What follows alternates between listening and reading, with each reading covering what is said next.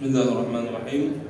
Assalamualaikum warahmatullahi wabarakatuh. Alhamdulillah, wassalatu wassalamu ala rasulillah wa ala alihi wa sahbihi wa mawalah man la nabiyya ba'dah.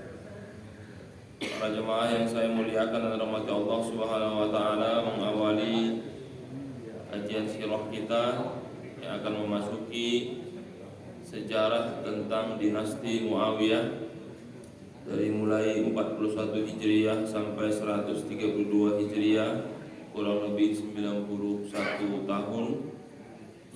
Selama itu dinasti Umayyah telah menghasilkan sekitar 15 sampai 17 kekhalifahan yang oleh sebagian disebut sebagai kekhalifahan, tapi oleh sebagian disebut dengan dinasti. Jadi kalau ada yang membicarakan politik dinasti, politik, mirip lah ini.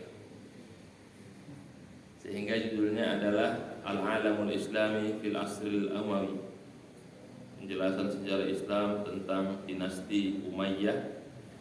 Yang oleh pengarang ini dia hanya mengambil satu aspek saja, aspek politik, tidak membahas aspek sosial maupun aspek keagamaan, hanya aspek politik. Ada kurang lebih 600 halaman. Kita akan bahas dulu pengantar buku ini dan bagaimana penjelasannya dan bagaimana tanggapan dari orang-orang yang mungkin memandang negatif terhadap dinasti Umayyah. Mari kita berdoa kepada Allah Subhanahu wa taala. Kita doakan saudara kita di Palestina diberikan kebebasan, Masjidil Aqsa dikembalikan dengan pengembalian yang sempurna. Kita doakan juga para pemimpin kita yang sedang berkampanye diberikan kebaikan. Semoga Allah pilihkan yang terbaik buat kita, bukan yang terbaik menurut kita, tapi menurut Allah Subhanahu wa taala. Kita akan kesembuhan, kesehatan kepada siapapun dan untuk semua kita. Wa ala hadhihi niyyah kiramil Fatihah. Alhamdulillahirabbil alamin. Iyyaka na'budu wa iyyaka nasta'in. Shiratal ladzina an'amta 'alaihim.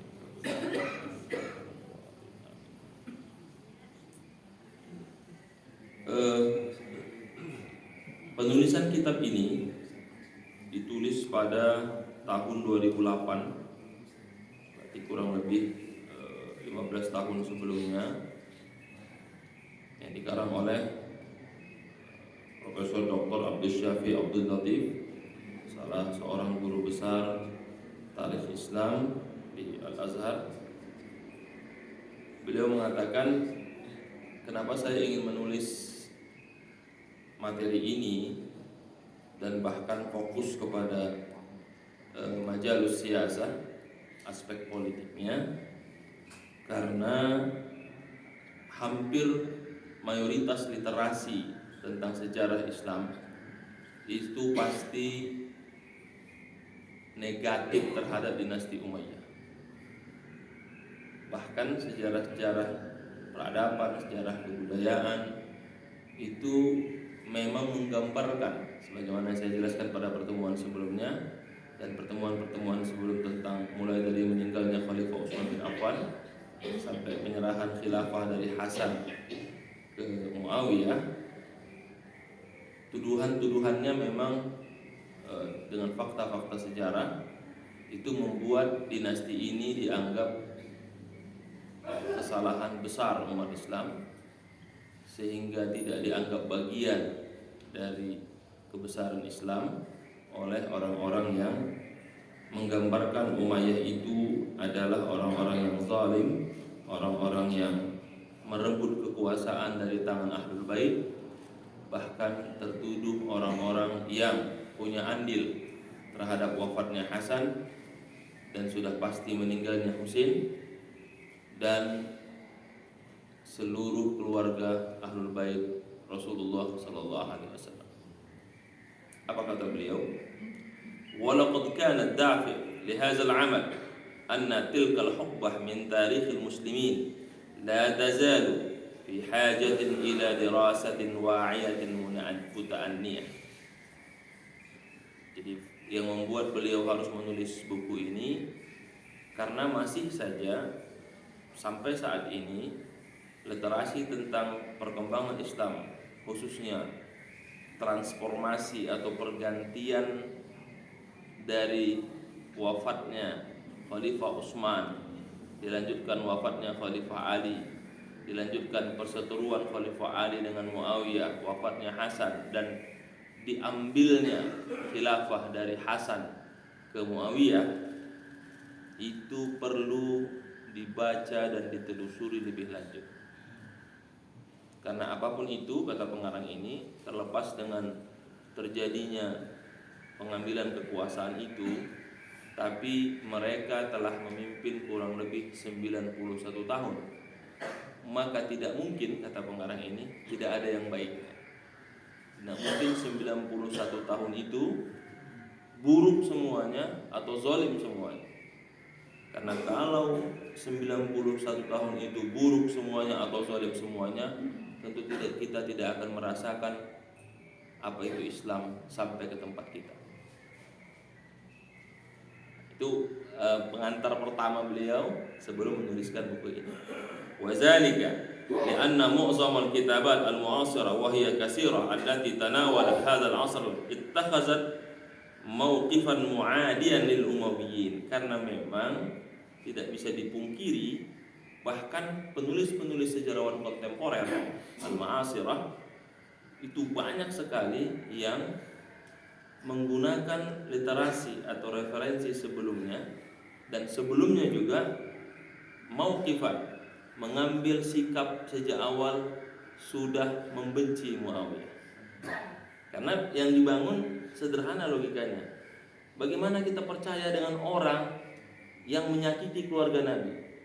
Bukankah Allah telah mengatakan keluarga Nabi itu suci dari segalanya?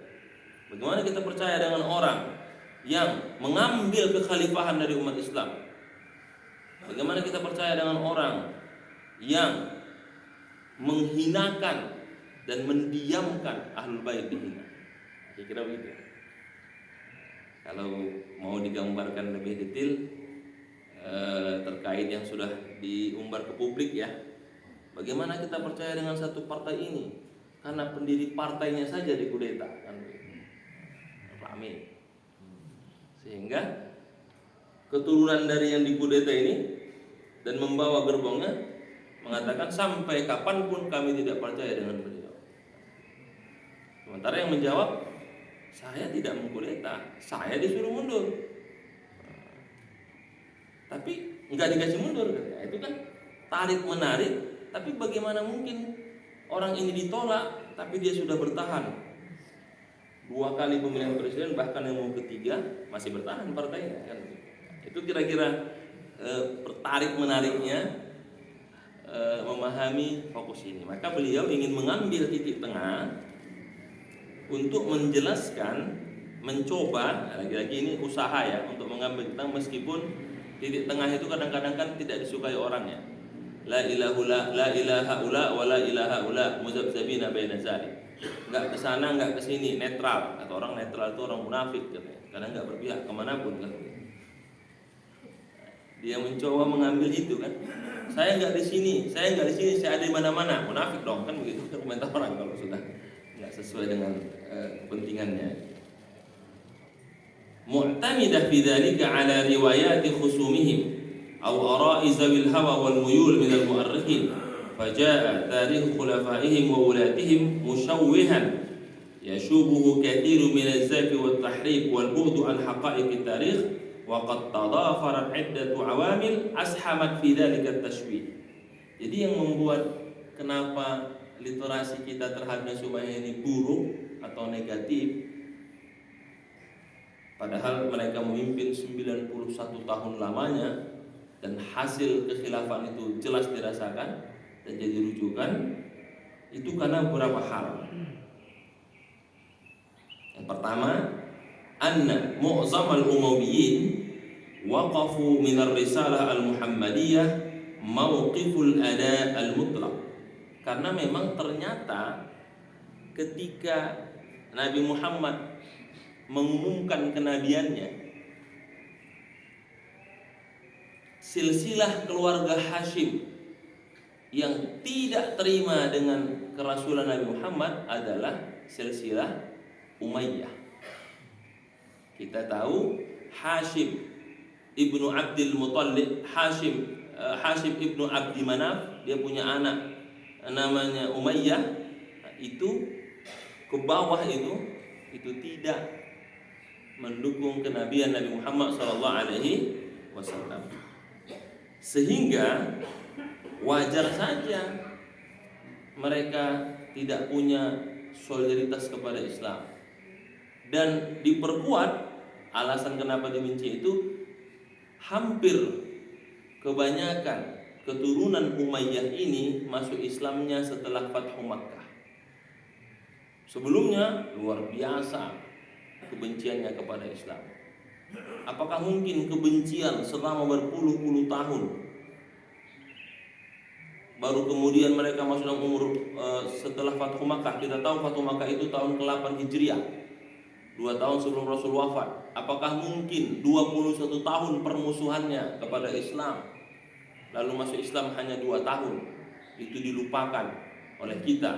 Bagaimana mungkin permusuhan yang luar biasa? Bagaimana Abu Sufyan bin Umayyah bin Harb bin Umayyah masuk Islam, itu meminta satu privilege yang tinggi, siapa yang masuk ke rumah Abu Sufyan maka tidak akan diserang. Maka tidak mungkin mereka ini adalah orang-orang yang baik kualitas keimanan. Begitu langsung. Karena kalau kita hitung dari Fathu Makkah sampai Rasul wafat hanya 2 tahun, berarti mereka bermusuhan dengan Nabi kurang lebih 21 tahun. Karena kan Islam masuk 13 tahun di Makkah, 10 tahun di Madinah. Mereka masuk Islam baru pada Fathu Makkah. Masuk Islamnya pun penuh dengan drama. Salah satunya apa?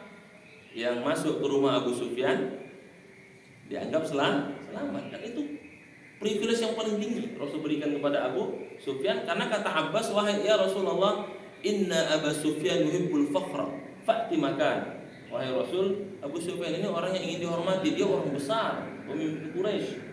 Kalau dia masuk Islam tidak punya posisi, akan jatuh harga dirinya. Berikan dia tempat. Oke, kata Rasul. Yang masuk Ka'bah tidak akan diserang, yang menutup pintu rumahnya tidak akan diserang, yang masuk ke rumah Abu Sufyan tidak akan diserang. Nah, itu kan menunjukkan Abu Sufyan itu masuk Islam posisinya masih kuat. Makanya kalau kita punya senior, Pak Haji atau mantan pejabat nggak dimasukin ngurus DKM, terus dia marah, ya mirip-mirip Abu Sufyan kan. Nah, dia kira begitu ya. Oh, saya dulu orang hebat, Pak. Ayo, masukin itu. Itu udah ciri-ciri Abu Sufyan.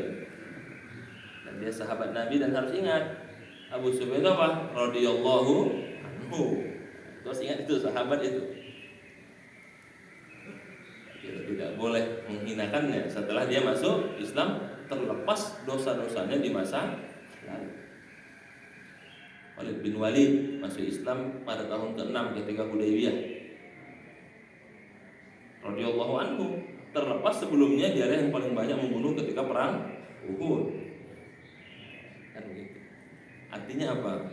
Umat ini atau Islam ini cepat melupakan yang lalu sudah berlalu lah. Dimaafkan saja. Nah, jadi kalau sekarang kita sering mengungkit masa lalu, berarti kita bukan umat Islam sebenarnya. Karena umat Islam itu udah, dia sudah bertobat, selesai.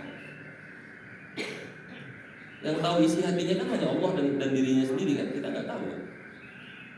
Kalau mau ditarik itu, kata pengarang ini, kalau memang mau ditarik itu, jangankan Muawiyah, Umar bin Khattab pun dulu luar biasa permusuhannya, tapi setelah masuk Islam dia menjadi baik. Apa kata pengarang ini?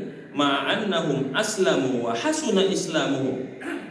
Padahal mereka ketika masuk Islam hasuna.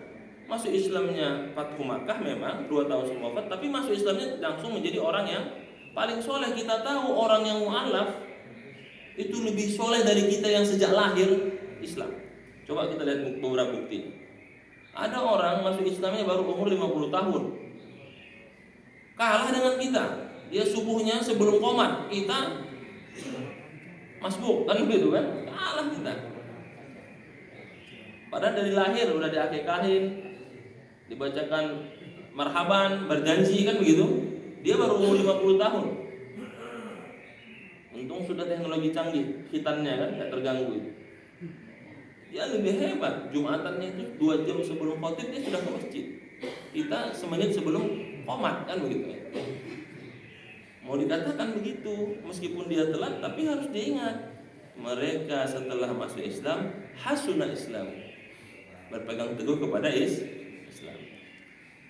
Illa anna ba'da khusumihim istaghallu hadzal mawqif wattakhazu minhu zari'ah lin-nail minhum wastashhir bihim. Tapi memang kebencian itu enggak bisa hilang, sehingga kebencian ini dimanfaatkan oleh orang-orang yang tidak suka, khususnya Syiah yang merasa Muawiyah menzalimi ahlul bait. Kan Syiah kan adalah ahlul. Yang kedua, anna Bani Umayyah dakhalu fi sira'in siyasiyyin ma alil bait, bahwa Bani Umayyah atau keturunannya itu berbeda haluan dengan ahlul bait setelah wafatnya Utsman bin Affan. Kita tahu Utsman memang silsilahnya kepada Muawiyah. Kan rujukannya itu Abu Sufyan, Umayyah, Abdus Syam, itu semua keluarga besar dari Umayyah atau Muawiyah, termasuk Utsman bin Affan. Makanya ketika Utsman jadi khalifah, yang banyak dia angkat dari kerabatnya dari Bani Umayyah. Setelah wafatnya Utsman bin Affan, dia berbeda dengan Khalifah Ali bin Abi Thalib. Sementara sahabat dan mayoritas umat Islam secara perasaan tentu akan berpihak kepada Ali bin Abi Thalib. Kenapa? Ahlul bait. Kayak kita sekarang melawan misalnya anak atau keluarga habaib, kan orang habaib kan begitu kan. Jadi karena dilawannya itu adalah ahlul bait, sehingga pemandangan kepada mereka negatif, dan itu tidak bisa dipungkiri. Karena semua orang hatinya akan sangat tersakiti ketika ahlul bait tersakiti. Zuriat Nabi kan tersakiti, dan itu terjadi di negara kita kan. Ketika sebuah partai besar tetap tersakiti zuriatnya, ya sampai sekarang ya nggak cocok gitu. Dan itu nggak bisa dipaksakan, karena kecintaan kita kepada ahlul bait jelas. Kenapa? Famalat awatifu katsiru minal muslimin ila alil baiti nazran limakanatihim fi nufusin nas. Orang kan cinta ahlul bait. Wa amma hadha asy-syu'ur ma ta'arrada lahu ba'du afrad ahlul bait min al-ma'asi mimma khalaqa syu'uran yakadu yakunu 'amman bil karahiyah lil. Apalagi ahlul bait ini banyak yang terzalimi. Hasan impunya diracun, Husain dibunuh di Karbala, anak-anaknya seperti Zainal Abidin, anak daripada Husain, Ali bin Husain yang dikenal dengan Zainal Abidin, dipenjara padahal orangnya sakit, dipenjara bertahun-tahun, dan dia hanya bisa sujud saja, digelar-gelarnya Abu Sujud karena sering banyak beribadah itu. Itu menyakitkan bagi umat Islam, karena yang ditangkap disiksa oleh beberapa petinggi Muawiyah itu adalah ahlul bait dan zuriat Nabi yang di dalam tubuhnya mengalir darah Rasulullah SAW. Kalau sudah begitu, apa yang terjadi? Ya tidak mudah untuk bisa melihat dengan objektif karena sudah tersakiti. Sama kalau melihat orang terkena kasus, bapak kan bisa ngomong saja, coba bapak yang anaknya dibunuh, gimana rasanya? Kan begitu. Tentu nggak bisa kan dipersatukan. Haitsu lam yakun minas sahli ala ayyi muslim. Tidak mudah bagi setiap muslim mahma kana mazhabuhu wa tijahu siyasi. Meskipun mazhabnya tidak sama, pandangan politiknya berbeda, tapi kalau sudah yang terzalimi ahlul bait dan zuriat Nabi, tidak ada satupun yang tidak membela. Sehingga untuk mengambil pendapat yang objektif terhadap Muawiyah sudah tidak bisa, karena sudah nggak suka. Kalau sekarang kan sama itu, kalau sudah begitu ya. Kan kalau hati-hati nggak boleh kampanye politik kan begitu. Kalau sudah nggak bisa gitu. Sampai kapanpun kan. Karena itu apa? Prinsip kan begitu. Nah, sehingga apalagi yang membuat luar biasa jatuhnya wafatnya Husain di Karbala, kan memang kematian tragis itu.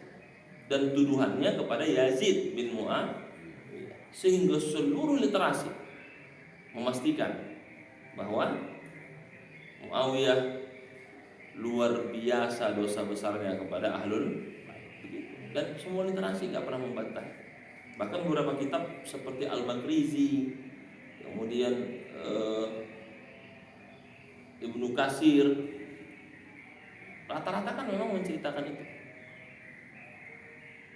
Menceritakan Ahmad bin Hambal, itu menceritakan bagaimana dahsyatnya dan perlakuan atau kezaliman Bani Umayyah terhadap Ahlul Bait dan zuriat Nabi Muhammad sallallahu alaihi wasallam. Alladhi syaghala haizan kabiran fi kutubil mu'arrikhin wa asa'a ila sum'ati daulah al-umayyah. Yang ketiga, ma waqa'a fihi ba'du khulafa wa ulati Bani Umayyah min akhta' jasimah. Yang paling ditambah lagi, yang ketiga, karena kebijakan dari 17 khilafah itu ada yang sangat-sangat melukai hati umat Islam. Apa itu? Ketika pada dinasti ini mereka memerintahkan untuk menyerang kota Mekah sama Madinah. Sangat menyakiti hati umat Islam.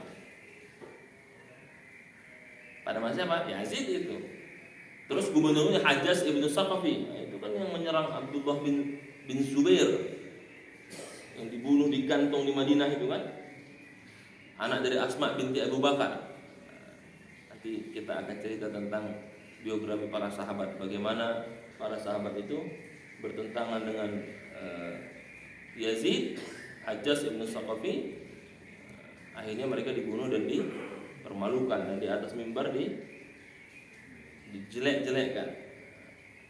Dan itu menyakiti hati umat Islam. Akhta' jasimah misal ghazwul Madinataini, memerangi dua kota suci.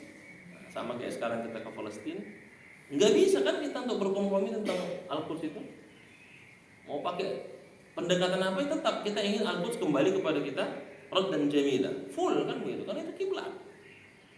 Tidak bisa dibagi dua, dibagi empat, kamu separuh, nggak bisa ngomong itu kiblat kok. Nah, itu juga prinsip yang membuat hazza masyairil muslimin wa taraddada sadahu fi nufusihim wa kitabatihim, sehingga itu mempengaruhi objektivitas seluruh umat Islam, bahkan para sejauh muslim, karena sangat menyakiti hati umat Islam. Maka badan diperangi kan? Gimana itu? Dan itu faktanya begitu. Yang keempat, diperburuk dengan kasura a'da'u Bani Umayyah, barisan-barisan sakit hati dari Bani Umayyah. Siapa yang pertama? Khawarij, yang tidak berhasil membunuh Muawiyah, tapi berhasil membunuh Ali bin Abi Thalib. Yang kedua siapa? Syiah, yang membawa gerbong pendukung Ahlul Bait, Husain yang terbunuh. Siapa lagi? Ya tentu orang-orang yang punya dendam mendalam terhadap Muawiyah, karena mereka bertemu dan berperang langsung. Ma'rakatus Siffin, Waqi'atul Jamal, perang unta, perang-perang selanjutnya, itu menunjukkan tertanam pada mereka, dan mereka tidak pernah melupakan bahwa Muawiyah tidak mendapatkan khilafah secara benar, bahwa Muawiyah mengkudeta khilafah dari tangan Ahlul Bait, dan Muawiyah mendapatkannya dengan jalan inkonstitusional. Itu tertanam sehingga seluruh narasi terhadap mereka itu negatif. Tajamma'at kullu hazil anasir al-mawturah wa kana likullin minha. Dan kita tahu dulu itu kan narasinya ada 3. 1, di atas mimbar, itu efektif sekali untuk mengajak publik. Yang kedua, di warung-warung kopi dalam bentuk syair yang merendahkan Bani Umayyah. Jadi kan kalau dulu itu obrolannya di mana? Di warung kopi, nanti baca syair. Kalau yang non resminya di mana? Di atas mimbar. Ketika khotib Jumat, Idul Adha, ceramah-ceramah lah. Kayak sekarang tidak mimbar ini kategorinya. Terus yang ketiga, karya tulis. Tulisan-tulisan yang kebanyakan tentang Muawiyah itu ditulis pada masa dinasti Abbasiyah. Tentu hasilnya pasti negatif. Menulis Soeharto di masa reformasi dengan menulis Soeharto di masa dia berkuasa, beda nggak hasilnya? Menulis pemerintahan sekarang nanti setelah dia turun, beda dengan yang sekarang ada. Tentu kuat sekali ketidakberpihakan dan keberpihakan ya kan. Menulis orang yang lagi hidup dengan dia sudah wafat, beda. Kalau orang yang hidup dia arahkan, jangan tulis yang jelek-jelek kan gitu. Saya masih hidup nih, autobiografi kan. Kalau udah wafat kan ditulis berdasarkan, nanti jawabannya ya setelah wafat gimana mengkonfirmasinya, dia sudah wafat kan gitu kan. Nah, jadi tentu ada kelebihan dan kekurangannya. Disitulah kita yang membaca harus cerdas dan bijaksana dalam menyimpul. Pengarang ini ingin menyampaikan materi ini, tergantungnya kitalah umat atau jamaah yang menyimpulkan. Jadi sehingga saya bawa kitab ini, saya bacakan teksnya supaya Bapak Ibu yang mengambil kesimpulan. Yang selalu saya awali sejak pembahasan Khalifah Utsman, apapun yang kita komentari, kita harus ingat mereka radhiyallahu anhum wa radu'an.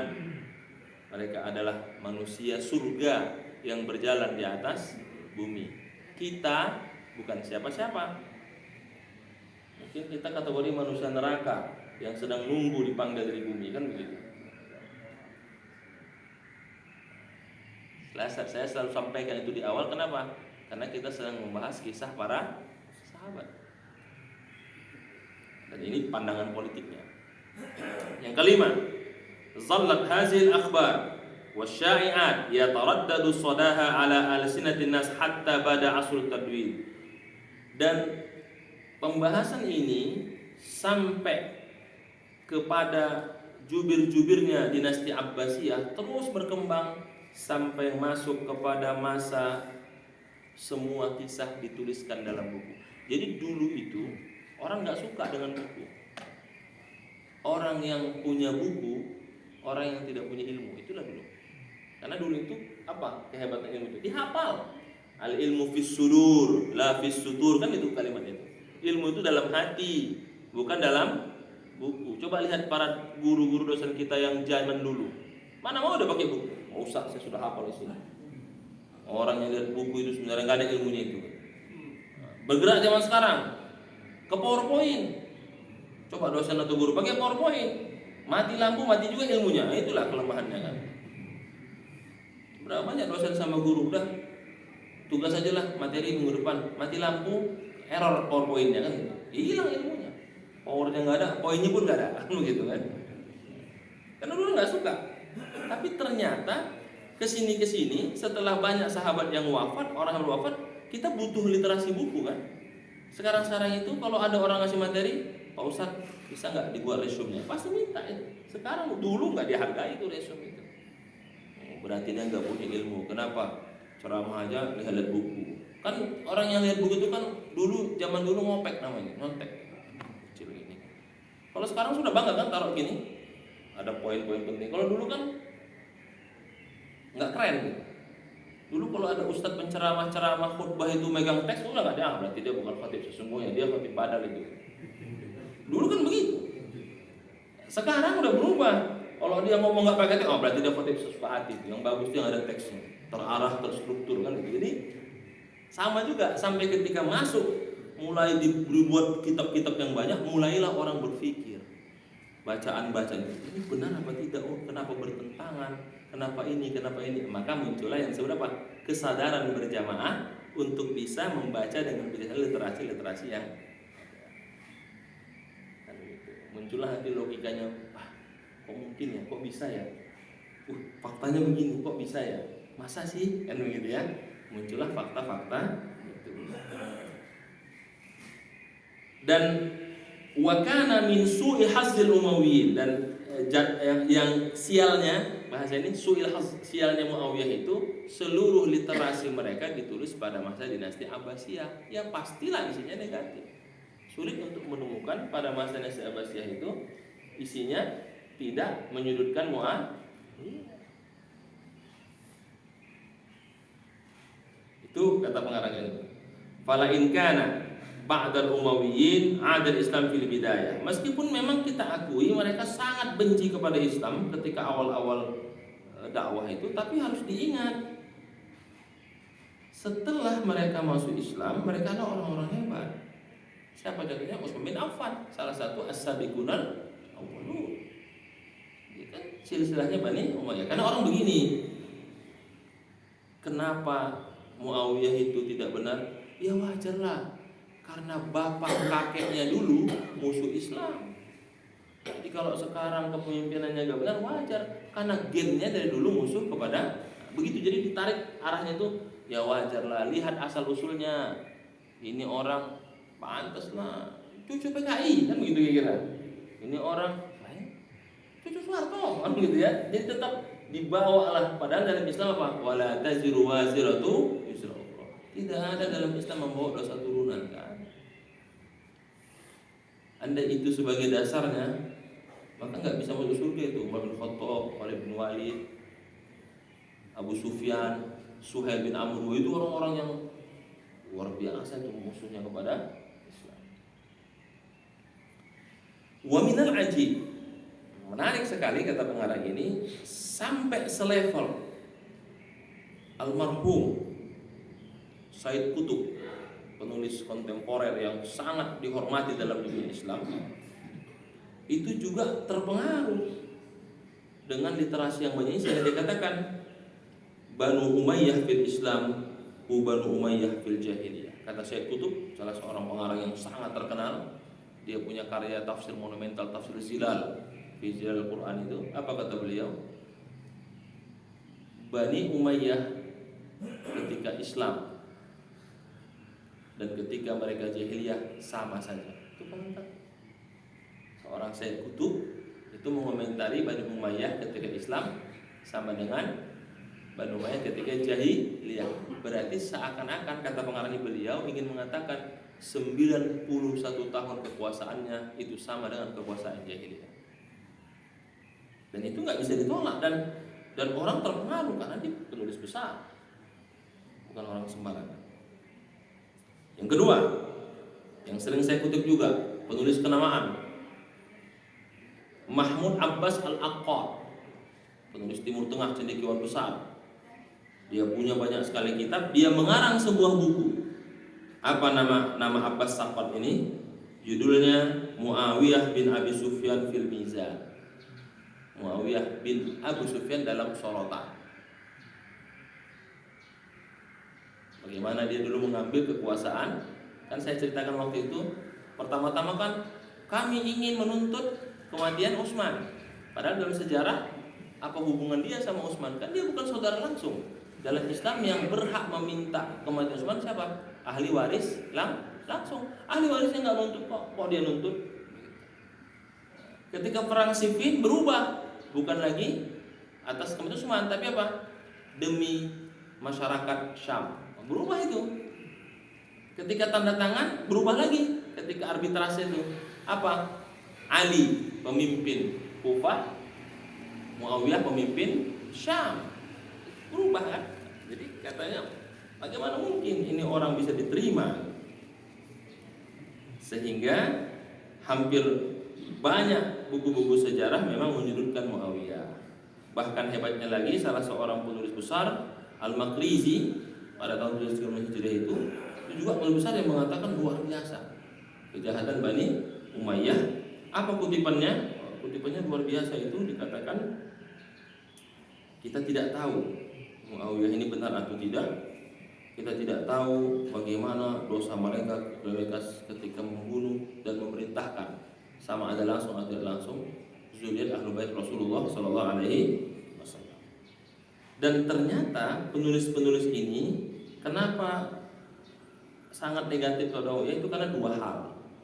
Satu, karena memang literasinya saat itu tidak ada yang membantah. Artinya semua memang menunjukkan Muawiyah. Yang kedua, tadi itu karena mereka punya kecintaan. Jadi sebelum menulis mereka sudah berpihak bahwa Ahlul Baitlah yang suci, Ahlul Baitlah yang tidak mungkin salah. Padahal kata pengarang ini kita sepakat, yang tidak salah hanya Rasulullah. Dia yang maksum. Yang lain potensi salahnya ada meskipun Ahlul Bait. Itu kata pengarang kita.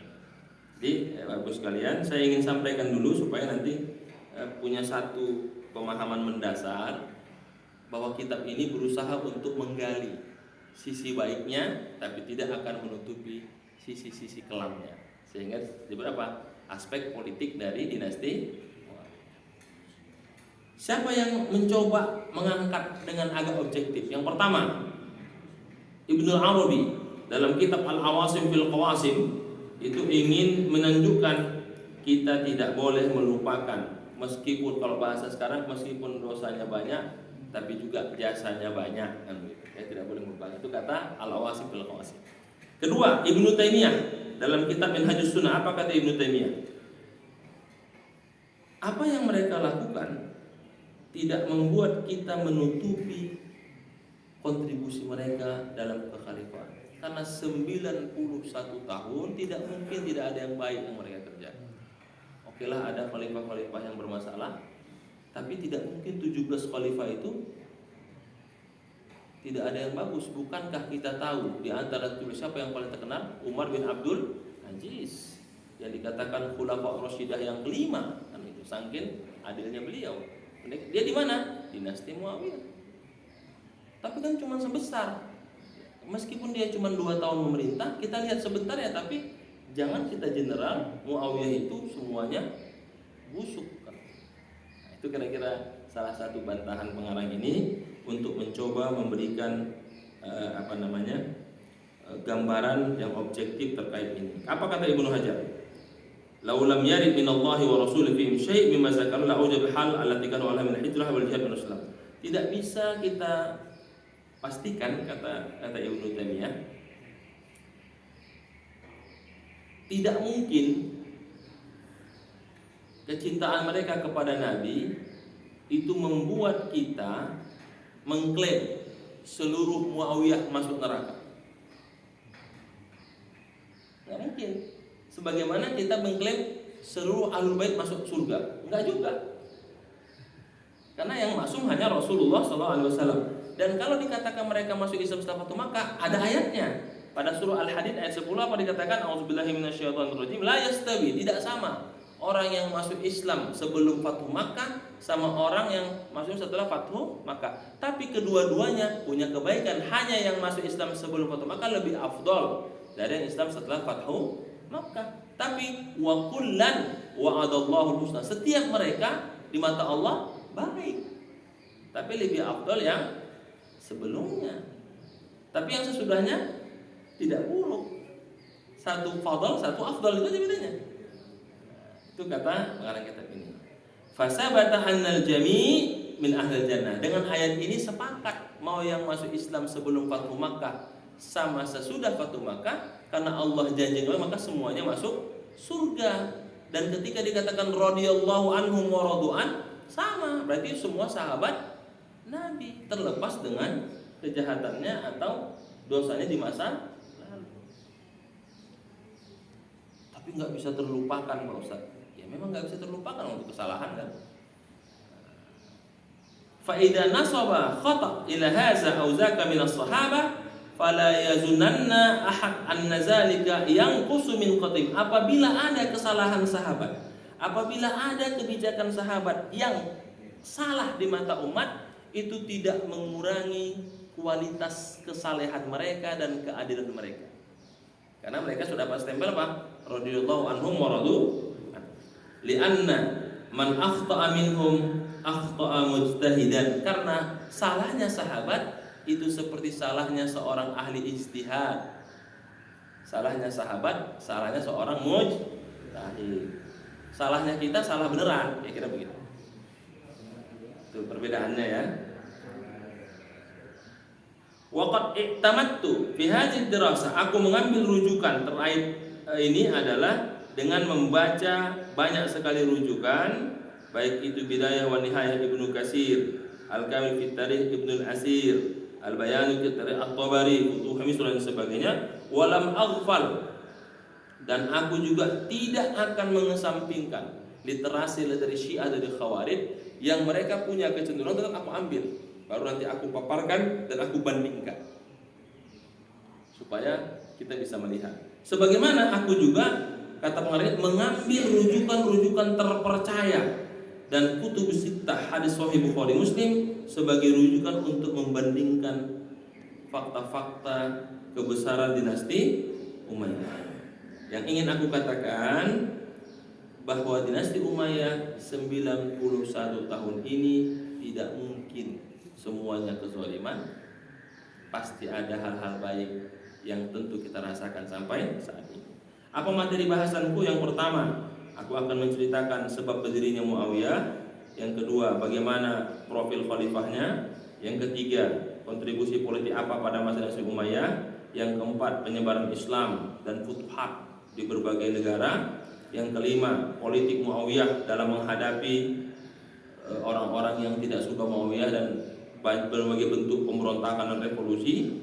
Yang keenam, politik dalam negeri serta cara mereka dalam mengatur keuangan dan kebutuhan negara. Dan yang terakhir, kesimpulan tentang apa sumbangsih dan kelebihan dan kekurangan dinasti Umayyah terhadap bidang politik. Itu kira-kira pembahasannya. Dan buku ini ditulis tahun 1984, dicetak tahun 2001. Jadi ini sebenarnya sudah cetakan yang baru dicetak 2008, tapi dia menulis ini pada tahun 1984. Baru dicetak tahun 2008. Karena banyak sekali perbaikan-perbaikan serta revisi-revisi, baru naik cetak. Baik, saya akan bacakan sedikit saja sebagai pengantarnya. Seperti apa dinasti Umayyah? Perlu diingat, masih ada sedikit lagi ya. Ketika Quraisy itu berkuasa, itu dimulai pada masa Qusay. Jadi Qusay itu, jadi kalau kita lihat silsilah Nabi pada masa Qusay itu mengambil alih Makkah itu. Dia punya dua anak, Abduddar sama Hashim. Diserahkan kepada Abduddar kepemimpinan itu, 4 kepemimpinan itu terhadap Makkah. 1, Al-Hijabah yang mengganti kiswah Ka'bah. Yang kedua, As-Siqayah yang memberi minum air Zam-Zam. Yang ketiga, Ar-Rifadah yang memberi makan untuk para tamu yang datang umrah haji. Yang keempat, An-Nadwah wal Liwa yang memang kunci Ka'bah dengan bendera Ka'bah. Jadi kalau kita datang ada orang ngasih minum, itu memang tradisi dari dulu. Maka namanya apa? Pelayan 2 kota. Itu dikuasai Qusay. Ketika Qusay wafat, diserahkan ke Abduddar. Abduddar wafat, diserahkan ke Hashim. Hashim punya anak 4. Berebutlah antara anak Hashim dengan anak Abduddar. Abduddar punya anak Umayyah, berebut mereka sehingga dibagi 2. Umayyah menguasai pergantian kiswah dengan kunci Ka'bah. Hashim menguasai beri makan dengan memberi minum kepada tamu-tamu yang datang ke Ka'bah. Setelah itu turun ke Abdul Muthalib, terbagi lagi 2. Anak Abdul Muthalib itu bagian makasih makan. Anak dari Umayyah tadi tetap meneruskan soal kunci Ka'bah dengan bendera Ka'bah serta mengganti kiswah. Dan itu sampai sekarang menjadi tradisi sampai turun-temurun. Siapa keturunan yang berhak mengatur makan minum, siapa yang mengatur kunci Ka'bah dengan yang memegang pas stempel Ka'bah dan mengganti kiswahnya. Dan itu diambil alih ketika berkuasanya Raja Saudi ya. Nah, dialah yang mengganti kiswah itu. Dulu pada masa dinasti Fatimiyah dari Mesir itu kiswahnya, sekarang dibuat di Saudi. Mulai ngasih minum, ngasih makan dan sebagainya, itu memang tradisi turun-temurun dan kebanggaan bangsa Arab bahwa kamilah yang menguasai Ka'bah dan tanah suci. Ya, kayak kita di Bogor Siapa yang paling menguasai istana Bogor ya orang Bogor kan gitu. Tiba-tiba diambil oleh satu orang, ya repot kan. Bogor itu yang milih orang Bogor, istana Bogor itu kan begitu. Nggak bisa dipungkiri. Kemudian, tapi meskipun mereka berbeda dalam mengambil pelayanan tanah suci Mekah, itu dibuktikan ketika Umayyah dengan Abdul Muthalib ini menghadapi perang Fijar. Perang Fijar itu perang yang diikuti Rasul umur 20 tahun, mereka bersatu. Artinya terjadi perbedaan di antara keluarga besar Hashim dengan Abdi Manaf ini, tapi ketika menghadapi musuh mereka bersatu. Jadi ini pertarungan terah saja. Nah, ini dicoba ditarik oleh para musuh-musuh Umayyah. Wajar Muawiyah ini enggak benar, karena dulu terahnya memang suka bertengkar, ingin kekuasaan. Padahal terah-terah ini terhapus ketika mereka masuk Islam, selesai. Kan masuk Islam selesai, yang lain itu enggak dihitung lagi gitu. Karena kata Rasul setelah masuk Islam tidak ada perbedaan antara orang Arab dengan orang asing. Tidak ada perbedaan antara Quraisy dengan enggak Quraisy. Keluargaku dengan bukan keluarga apa? Takwa kan? Apanya? Kalimat utamanya ketika Rasul pada haji wada. Kemudian terkait dengan seperti apa Muawiyah, nah, sepakat itu. Kata Ibnu Taimiyah, kan mereka dituduh At-Tulaqa Ibnu Tulaqa. Jadi gelar baginda semua itu adalah anak yang dimaafkan dan dibebaskan karena keadaan, sehingga mereka adalah keturunan dari orang yang dimaafkan dan diberikan hak. Kan mereka, Rasul datang waktu Makkah, gimana? Kalian mau apa? Kata mereka, engkau adalah orang baik, anak yang baik, saudara. Ya sudah, kalau begitu kalian semua saya maafkan, begitu kata Rasul. Jadi mereka itu hanyalah dinasti yang dimaafkan Rasul. Bukan Rasul itu udah dibunuh semua mereka. Jadi mereka adalah anak yang enggak benar, kayak kira begitu ya. Tapi dibantah, tidak ada hubungannya dengan itu, karena mereka adalah orang-orang yang telah masuk Islam. Kalau mau kita jujur, kata pengarang ini, siapa yang tidak meragukan Utsman bin Affan kehebatannya? Siapa yang tidak meragukan Khalid bin Sa'id ibn al-As? Siapa yang tidak meragukan Muawiyah? Mereka semua adalah kutabul wahyi, orang yang mencatat wahyu. Jadi terlepas dari itu, kalau kita mau tarik lagi, maka Ikrimah juga bukan orang soleh. Siapa bapaknya Ikrimah? Abu Jahal. Tapi Ikrimah kawan masuk Islam setelah Fathu Makkah masih perang tuh Ikrimah itu. Kan dia perang dulu itu. Baru habis itu kalah digunain, baru dia masuk Islam. Tapi sejarah mengatakan siapa salah satu jenderal terbaik umat Islam? Ikrimah. Padahal bapaknya Abu Jahal. Siapa yang nggak tahu Abu Jahal? Abu Jahal aja tahu, apalagi Abu Jahal kan begitu.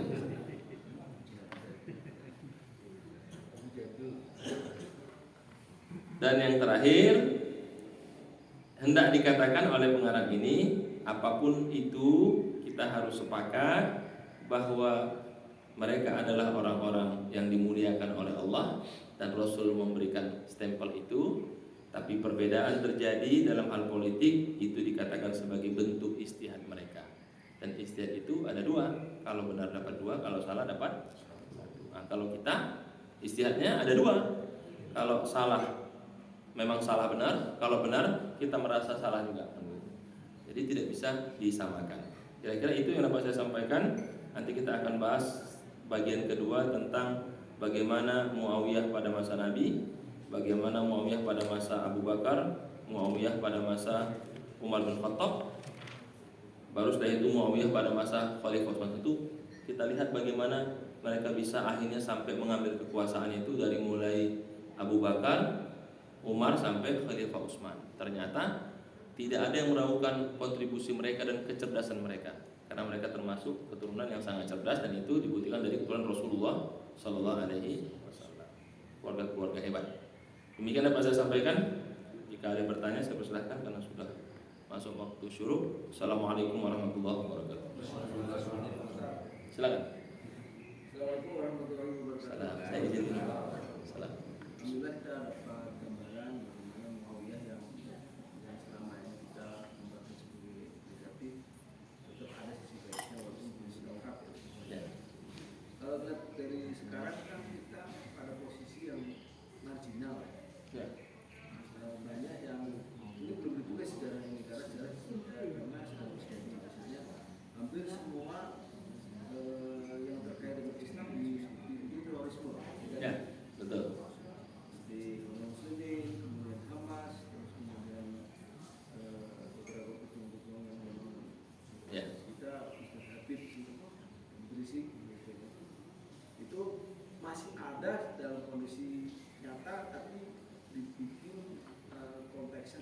Betul.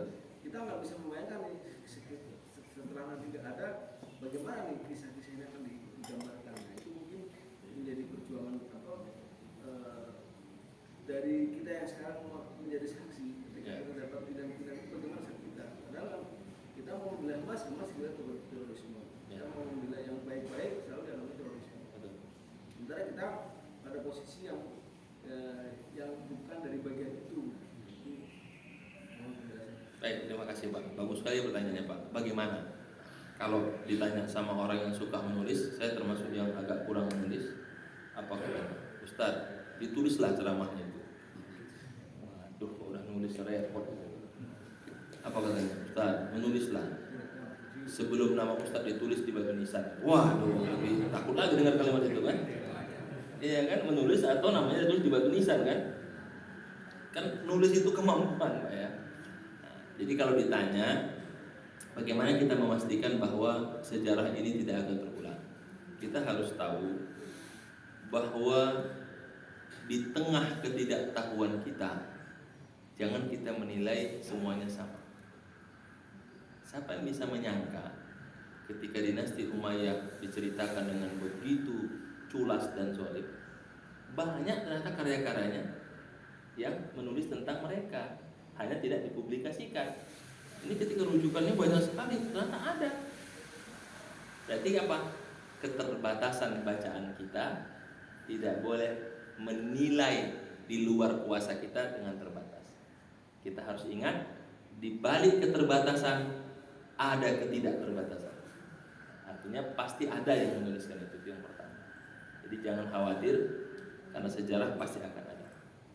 Yang kedua, tugas kita sebagai orang tua, kalau dalam kitab Tarbiyatul Aulad fil Islam yang dikarang oleh Ibnu Syurwal tentang bagaimana mendidik anak supaya punya solidaritas terhadap Islam, itu tugas kita orang tua untuk menceritakan ke anak-anak kita yang kita tahu. Jangan diceritakan tuh, nak dulu bapak susah nak, sekolahkan kamu. Itu aja diulang-ulang, bosan anaknya. Nah, ceritakanlah tentang Islam itu yang kita tahu.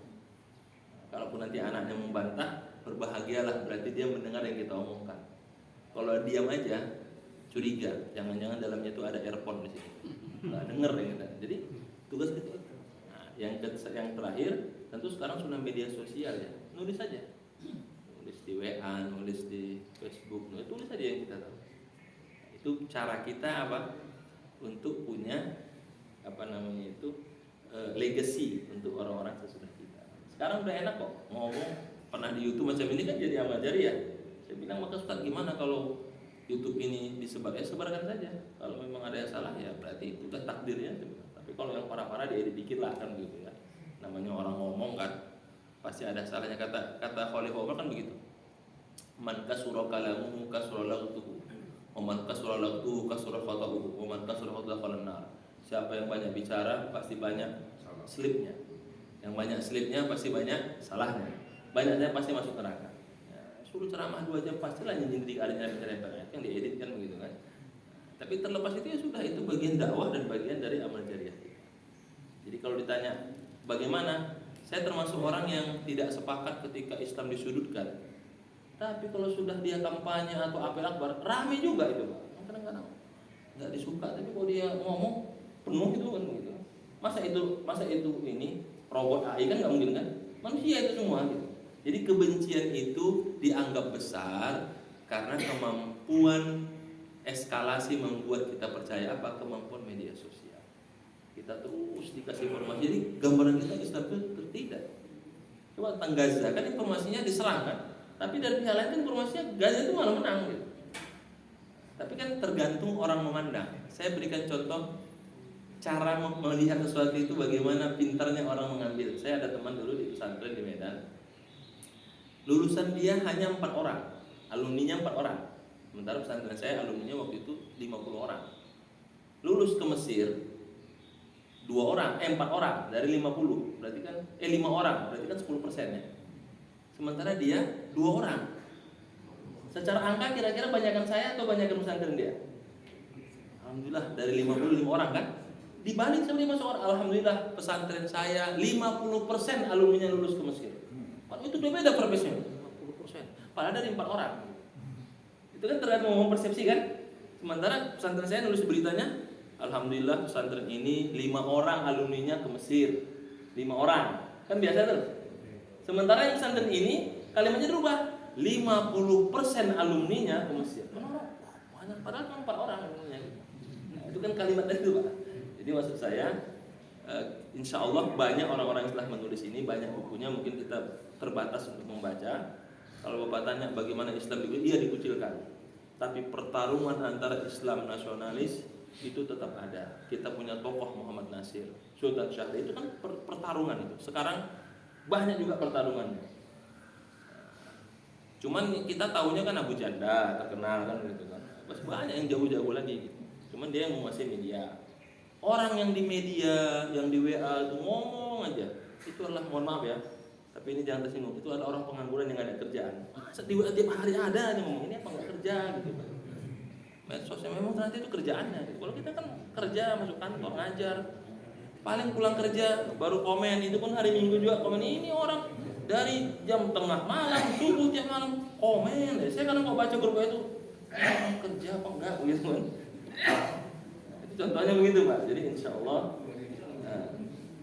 saya punya grup itu Pak, nggak pernah berhenti. Saya bangun aja subuh masih juga ada yang komen, tengah malam ada juga. Saya mikir ini manusia atau pengangguran ini begitu kan begitu Pak ya. Nah, tapi ada juga orang saking sibuknya nggak pernah komen. Grup itu Pak akan muncul komennya kalau sudah ada kabar duka cita, itu banyak yang muncul. Innalillahi wa inna ilaihi raji'un. Kalau nggak ada yang meninggal ada yang komen. Nah, kita begitu Pak. Jadi insya Allah saya mau jawab, bagaimana kita sejarah tetap ada penulisnya, dan kita sudah banyak sekali lagi, cuman keterbatasan kita membaca saja. Nanti kalau sudah nanti dia meninggal, kita karya ini kan cerita Ridwan Kamil anaknya kan baru tahu setelah meninggal kan kebaikan. Insya Allah begitu Pak cara membacanya Pak, dan kita coba ini salah satu bukti ketika semua literasi menyudutkan Muawiyah, ternyata ada literasi yang mencoba memandang secara objektif, meskipun tetap yang saya katakan tadi sulit untuk memisahkan antara rasa dengan objektif data. Kalau data kan diolah seobjektif mungkin, tapi kalau rasa kan nggak bisa diolah Pak. Perasaan ini Ahlul Bait, zuriat Nabi kan. Jangan pernah percaya dengan orang yang menyakiti Anda, apapun alasannya. Kan itu rasa itu. Sementara datanya mungkin tidak mungkin kan. Saya sering mengatakan kepada Bapak Ibu, kalau suami istrinya kurang beruntung, istrinya tidak berbakti gitu ya. Saya bilang, istri Bapak tidak sejahat istri Abu Lahab, kan begitu? Tidak sebaik Siti Khadijah. Kan selesai kan? Kalau ibu-ibu yang paling enak contohnya, suami ibu tidak sejahat Fir'aun dan tidak sebaik Nabi Musa. Sudah tergambar itu. Kan begitu ya? Ustaz, istri saya kayak Fir'aun enggak, udah santai aja, Siti Asia aja suami Fir'aun, nyantai. Kira begitu Pak ya. Mudah-mudahan bermanfaat. Mungkin sudah terang. Semoga Allah berikan kita kebaikan. Kita akan terus menyampaikan. Tugas saya menyampaikan buku ini seobjektif mungkin. Kitalah yang menilai. Tapi bagaimanapun dinasti Umayyah ini mau tidak mau kontribusinya kepada Islam sangat luar biasa selama 91 tahun. Dari dinasti Umayyah di Syam sampai Umayyah di Andalusia. Itu sumbangsi besar kepada umat Islam. Yang dapat saya sampaikan, walakum minkum subhanakallahumma bihamdika asyhadu an la ilaha illa anta astaghfiruka wa atubu ilaik. Alhamdulillah alamin. Assalamualaikum warahmatullahi wabarakatuh.